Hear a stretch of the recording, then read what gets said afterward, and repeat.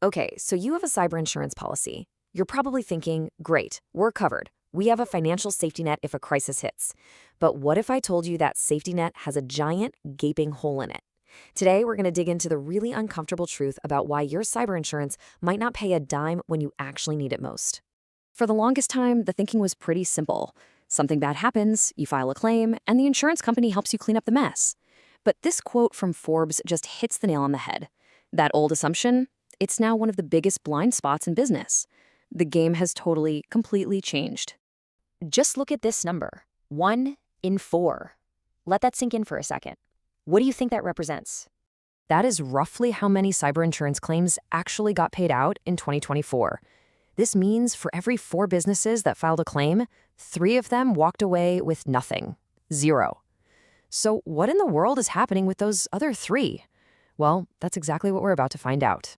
First things first, you gotta understand the entire landscape has been turned upside down. Insurers were just getting hammered, losing incredible amounts of money to ransomware and phishing attacks. To survive, they had to change their whole game. They're not just passive policy writers anymore. This sums it up perfectly.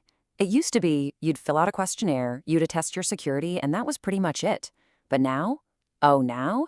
They're acting more like auditors, almost like regulators. They don't want your promises, they want cold, hard proof. They want to see what your security looks like in the real world day in and day out.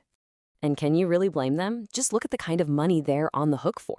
The average ransomware claim has shot through the roof, now costing over $631,000. When you're talking about numbers like that, good enough security just isn't going to cut it for them anymore. Not even close. So, what does it take to even get a policy these days? Well, that brings us to what I call the uninsurable checklist. And let me be clear, these aren't suggestions or best practices. These are the absolute, non-negotiable price of admission. So here are the big 6.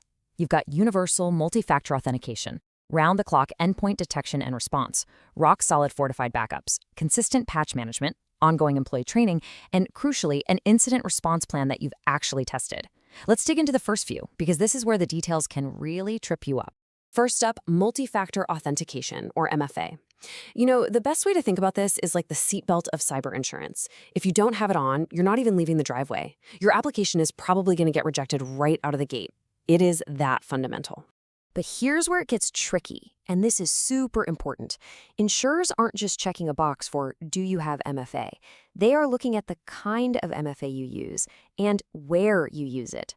That simple code you get through a text message? Yeah, they see that as weak now, and it's not enough. They want to see strong app-based authenticators, or even better, things that are phishing resistant, like those little physical security keys.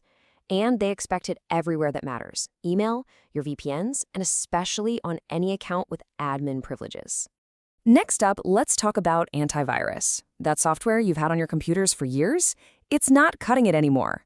Insurers are demanding what's called endpoint detection and response, or EDR. And the keywords here are 24/7 monitoring and active response. They need to see a system that doesn't just send you an email when something bad is happening, but one that can automatically jump in and contain a threat with actual human analysts ready to investigate at any time, day or night.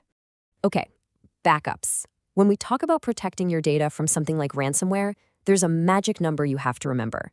It's this one.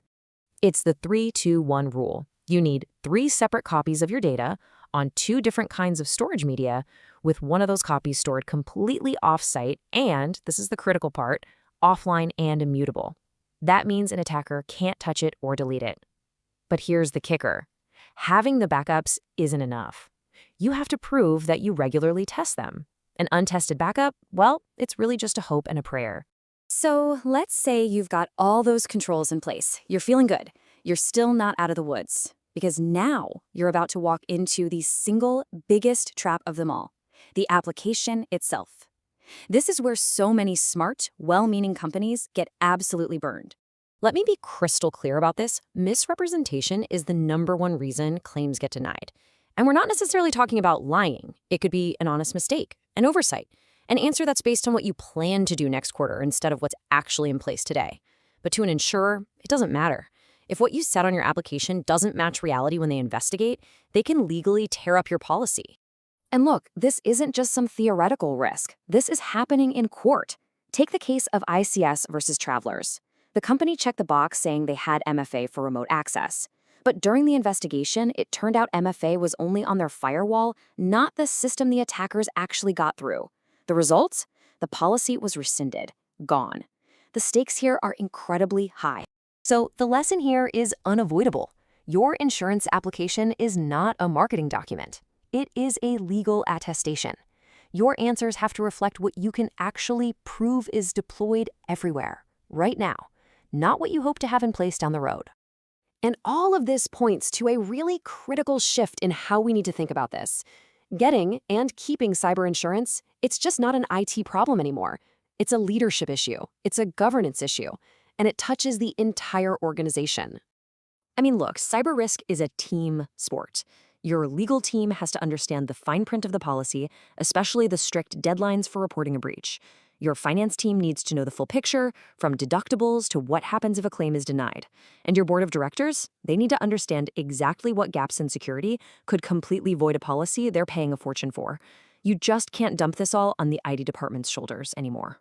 Because at the end of the day, insurers aren't just buying you a new server. They're assessing your organization's entire maturity. Do you have processes? Do you know your weak spots?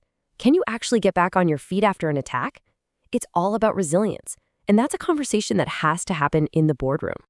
So how do we pull this all together? The best way forward is to completely reframe this. Stop thinking of these insurance requirements as a pain, as a burden you have to endure. The real goal here isn't just to get a piece of paper that says policy.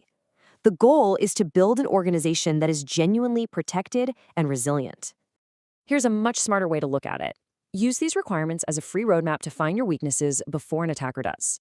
Design your security thinking about what actually makes you insurable, not just compliant with some framework. And I love this last point. Having a bunch of security tools might make you feel confident, but it's having security that's operationalized, that's part of your daily routine, that actually makes you insurable. And so that leaves us with one final, pretty stark question.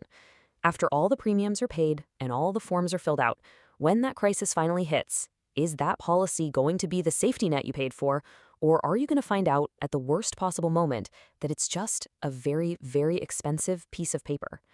The answer truly depends on the work you do starting right now.